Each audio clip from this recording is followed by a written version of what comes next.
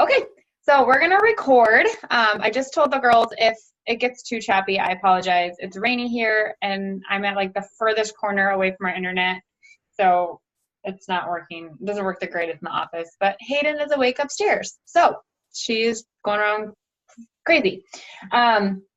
So you guys were messaging about or commented about wanting to kind of work through the no's that everyone is getting.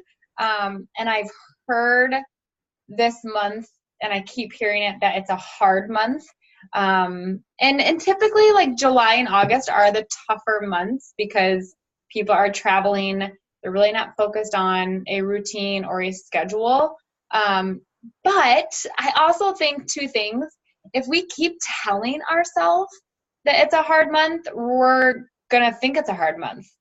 Like, I think if we change our viewpoint of like, this isn't a hard month, I just haven't found the people that are ready to start yet. And that doesn't mean stop. It means keep going and trying to find those people who are willing to say, okay, enough is enough. I don't care what else I have going or what else, lack of routine or schedule. I'm ready to do this. So kind of stop telling yourself it's a hard month. And when people say, it's a hard month, try and like have a positive reaction to that. Like, we just have to keep, we just haven't found the people we're supposed to help yet. And every day when my daily affirmations or like my prayer for the day, I just ask and know that I'm going to help the people that want my help, and I will connect with them. And so if you're not doing that yet, I highly encourage you to start, because I believe there's power in that and having that mindset that I'm going to accomplish what God wants me to accomplish today. And if I can stay focused on that, then at the end of the day, I don't feel like I was a failure. Instead, I feel like I got done exactly what He needed me to get done. And I was able to talk to and mentor and coach the people and meet the people that I was supposed to meet today. So if you're feeling like it's a hard month or you're feeling stuck, I want you to first change your mindset. Like, just shift your mindset from this is hard to how can I change my belief in myself, belief in the month, belief in the programs and products, and move forward. Okay, so first change your belief.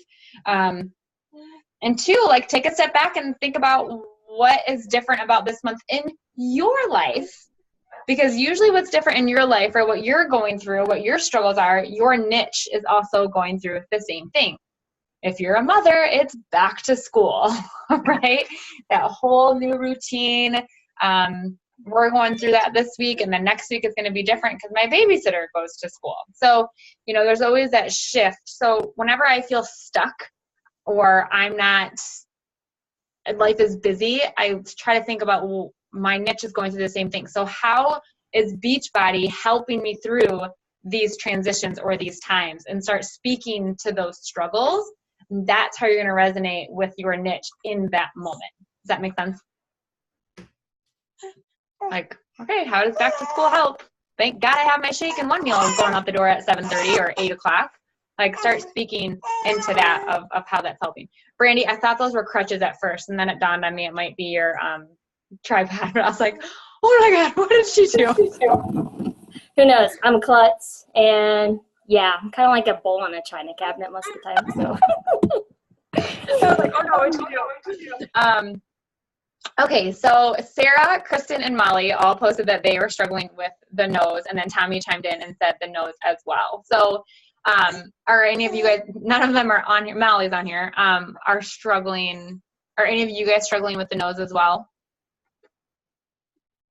Kind of. Are you inviting to have nose? You can unmute and chime in. More just like getting ghosted. Yeah, okay.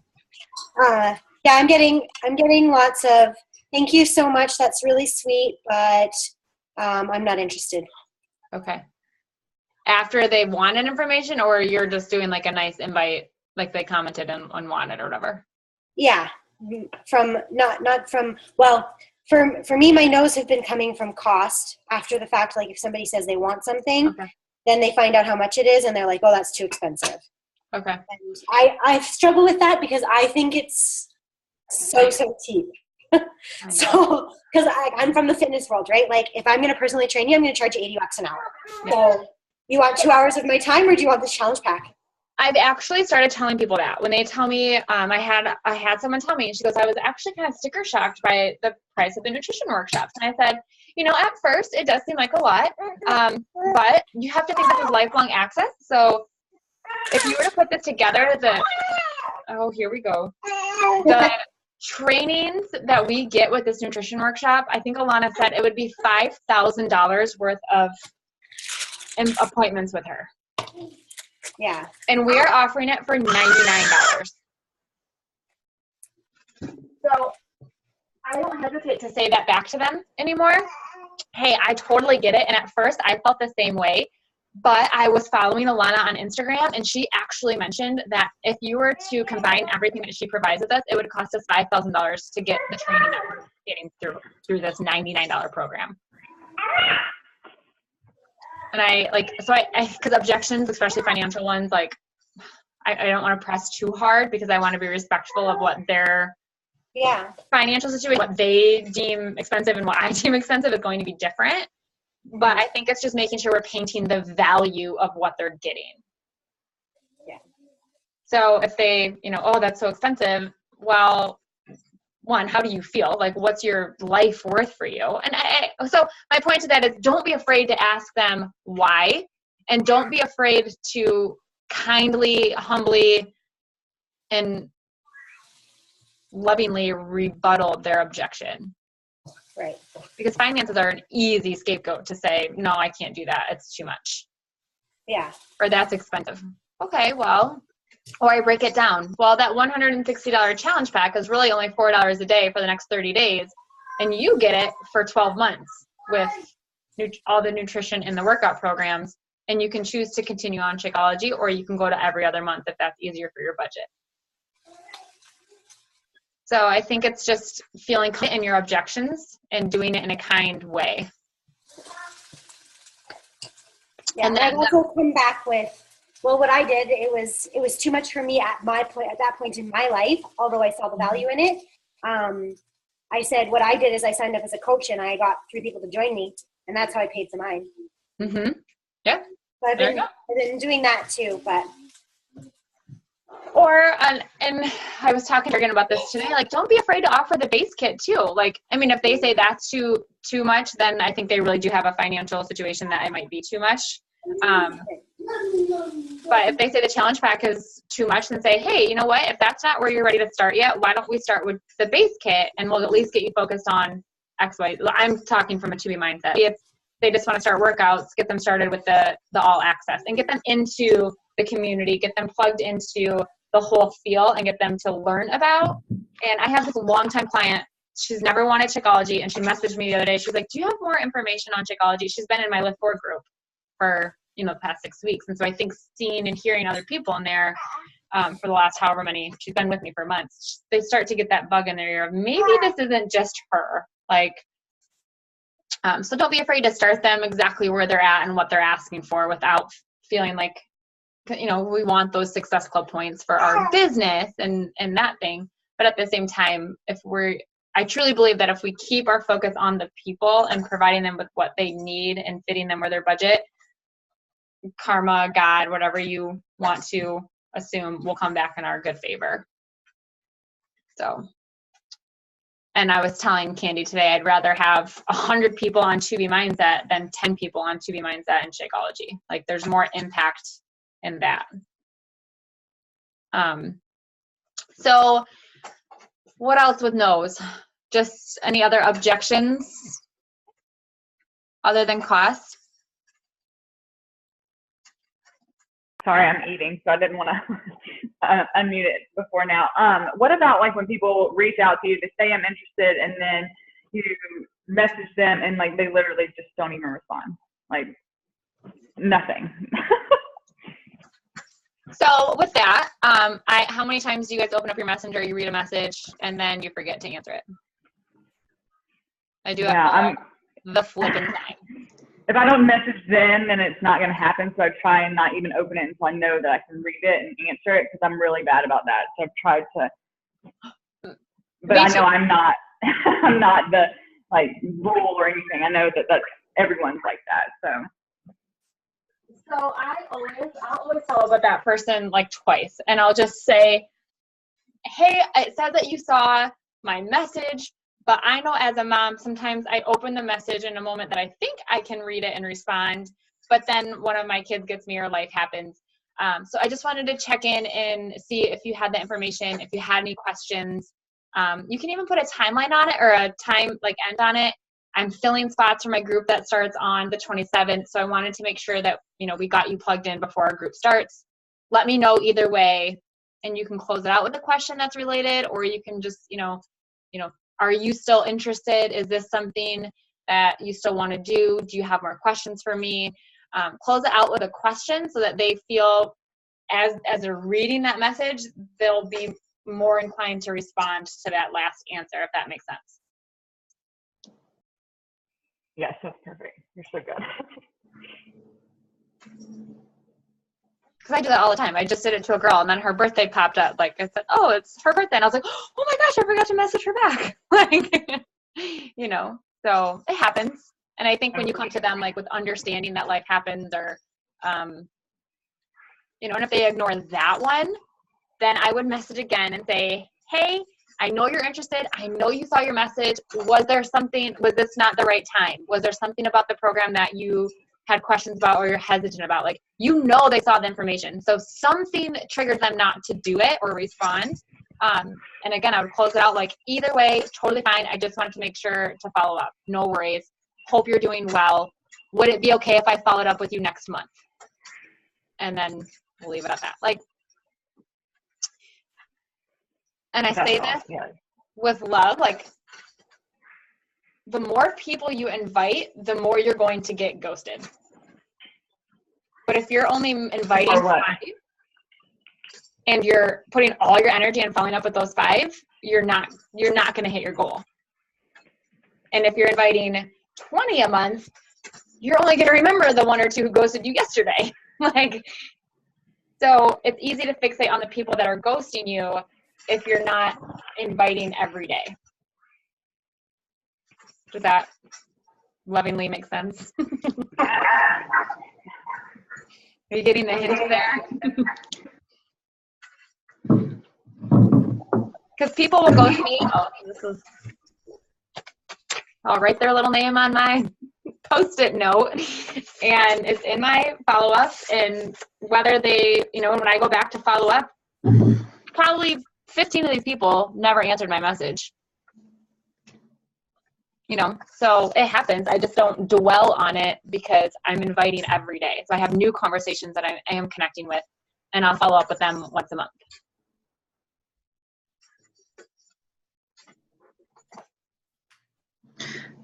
Sometimes too, if you get if you think that you're having a really good conversation with somebody and then they just like fly away and you're like, what happened? I've been sending the message like, hey, I really hope I didn't say something to offend you. I totally didn't mean to if I did.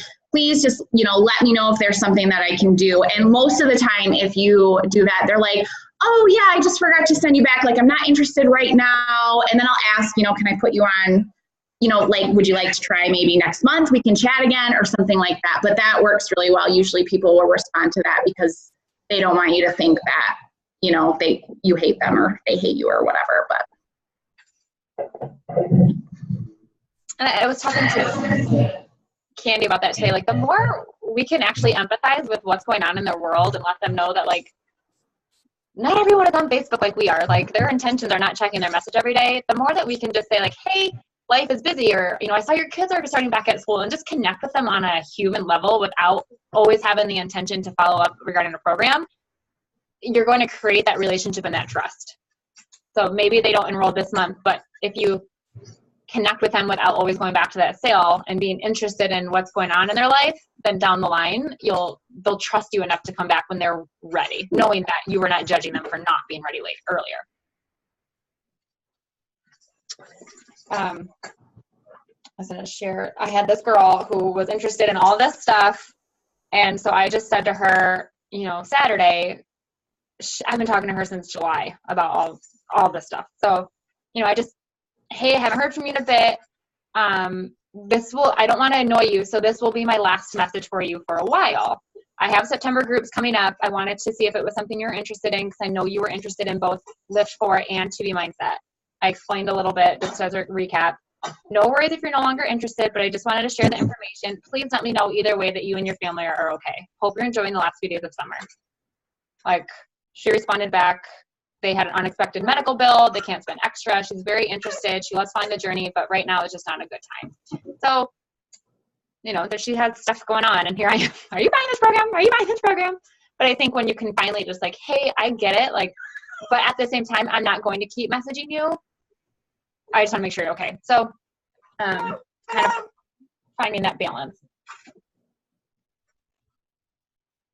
And I think, personally, and I kind of said this earlier, don't be afraid to ask questions, like tough questions, especially if they say, yes, I want more information with nutrition or, you know, with their workshop or their workouts. And then they say, oh, well, I'm already doing this. I'm already doing that. Well, then why are you interested in this? Obviously, this isn't working for you if you're wanting more details on another program. Because Stephanie just posted that people say I'm already doing something else. Well, how is that working for you? Is it helping you get to your goals? Like, don't be afraid to ask those questions. And it may not be for this month, but it might make next month easier after they watch another 30 days of your posting and sharing and the journey of you and your clients. And I know, Sarah, you said you're in this weird spot coming off the competition and doing these programs. Don't be afraid to share other people's transformations. I know. I feel like it's almost like I'm just disconnected from it though. Like I'm afraid to post pictures because like I don't look as good as I looked when I started the program. I mean, I don't look as like lean, you know what I mean? But yeah, I'll try to do, I don't know. I'll try to post more of other people's pictures. I was thinking about that because it's just like, I don't know, what I'm doing is not working at all. But. Or like own where you are in your journey. Like post that you love, that you have tools that can help you really dial it in and hit these amazing physique competition results, or you can use those same tools to help you live, you know, a normal day-to-day balanced life. And right now you're embracing the season of traveling with Dan and getting the kids set up for your new school year. And, you know, if you were talk about coming off your competition and how you've been able to maintain and manage mentally and physically, where some people either gain 20 pounds because they just eat everything in sight, or they mentally stay restricted because they can't handle seeing their body get bigger again. Yep, good idea. So maybe connecting that these same tools that I was using during my competition have helped me like giving you health and balance and without having to go get another program. And Sarah, I was going to also add kind of what Brittany was saying is, for me, I think it would be really interesting to follow you and see that you did that competition and that, you know, how you're transitioning to back to, you know, like normal living, normal lifestyle, achievable lifestyle that anybody can do, and how that you just, you know, you're just a mom like everybody else, but you can do hard things. You can be disciplined. You can find that passion to, you know, push yourself to do that competition level. But you're also just a mom that wants to maintain a healthy lifestyle, and that, like Brittany was saying, you have the tools to do either one. And so I feel like that hits on you on a personal level, you know, in a good way, you know, showing just like that overall view of you, but also showing that Beachbody has tools for everyone. Like if you want to go extreme, it's there. You have, or if you want to just, you know, live like a normal life, you just want to, you know, find that healthy balance for yourself, you can have that too. It's not like an extreme all or nothing. So I think you sharing that transitioning period, like for me, like as a follower of you, I think that would be so interesting to watch. Awesome. Thank you. Yeah. Wow, this is so cool. Like she just totally competed, but she's just a mom like me. Like that is crazy. And then I would want to see how you're going back to normal life. Like, are you always going to be this extreme, unattainable person, you know, as to the normal person? Or are you just going to like go back into, you know, being a mom, finding that balance, you know, living your day to day? I think that would just be so interesting to watch just for one of your followers. Awesome. Thank you. That's a really good idea. I like it. Yeah. Yeah.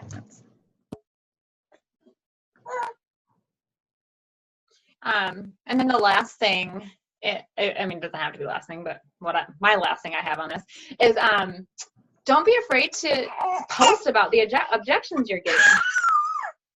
Like, make those part of your posts, because we all have the same information, and maybe you had the same thought of that's too expensive, but how did you mentally talk yourself out of that? How did you help yourself realize that that might not be that much for what I'm getting? Or I finally got to this point where I had to do something and I was going to invest, and this is what I chose to do.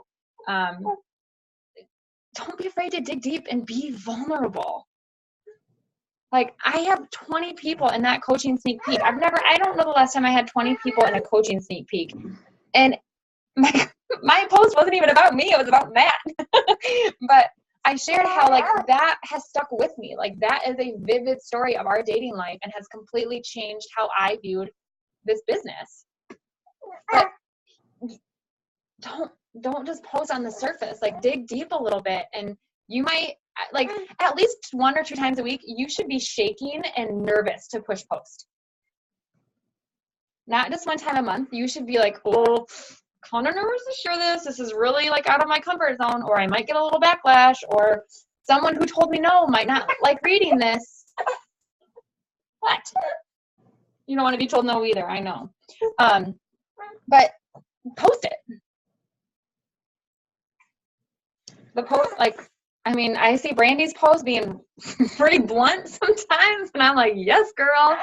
But I see her success being off for it because they know what they're getting. She's being true, she's being vulnerable, but she's being loving at the same time, and just genuinely wants people to stop feeling how she felt.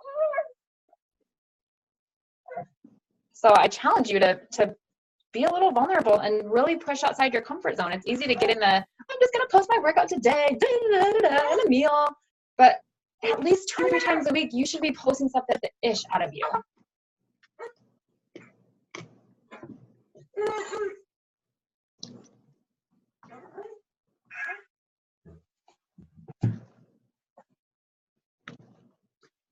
Anything else with no's and objections? And is that helpful? Yeah.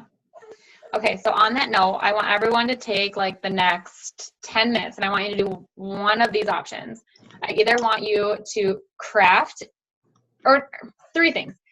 If one I just said that you have like 2 or 3 posts per week that scare the crap out of you, if you don't know what those would be about, I want you to list like things that you could post about that would break you out of your comfort zone.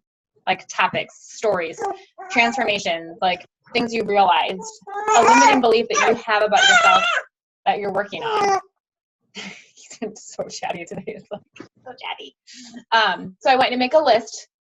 2, if you know there's a story that you haven't shared yet, I want you to start drafting that story. I want you to start writing ideas down for that story. Like, create a post. Start sharing it. And if there's nothing that you can do, you need to do more personal development. I talked about this the other day. Like, if you're struggling with, like, I don't know what to post, I don't feel inspired, I don't feel like, you need to do more personal development. Okay. Relax. And then 3rd, if you have people that you can invite, if you've been posting, if you feel like you have a good challenge group post up or a coaching hookup, I want you to take the next 10 minutes and I want you to invite to the challenge group, Lift Forward group, to the coaching, whatever your last call to action was, or whatever you're posting on your stories more of. I want you to go, you can do the 10 PB&J invites, like, hey, thanks for following. Are you a fitness coach too, or have you ever thought about it? You can do the direct invite if you have a post up and directly invite them. But I want you to spend that time, like, instead of going, oh, this is hard, I want you to push, like, do something. So I'm going to set the timer for 10 minutes. And then when that is up, we can just, we should be okay. I'm going to do it for like 8 minutes so that we can wrap up. Okay, so timer's on. Go.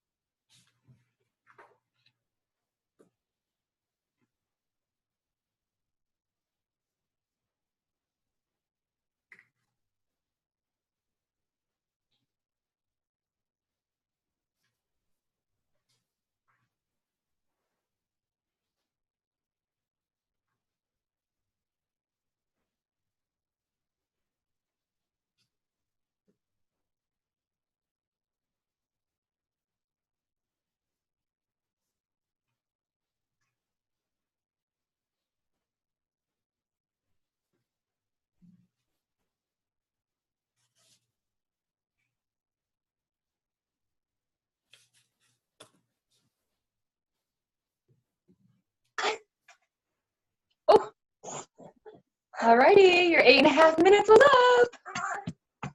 You get anything done? Yeah? Yeah? See, it doesn't have to be that hard. Just set some time, a couple times a day. My plan was to do this with you, but apparently somebody else had other plans. So it'll be a working lunch, I suppose. All right, that feel good to get that done? You can kind of check that off your list today or do it again later. A little bonus invite session. Any other questions? Anything before we wrap up? No? Yes. What do you think our schedule is going to be like for the school year for calls? Do you have any idea? Probably the same because Hayden can go down Okay. for a nap. Okay. I might push it to 12:30. Okay. But Matthew and I were just talking. I think I'm going to have one day find a girl to come to the house or drop her off somewhere. So I'll just make it whatever day that if I'll try for Okay. two. Cool. So I think that'll stay the same. Awesome. As long as you can handle him, we're good. All right, guys, have an awesome day. I have a picture, so I'll post it in the T page. Thanks. Bye, guys.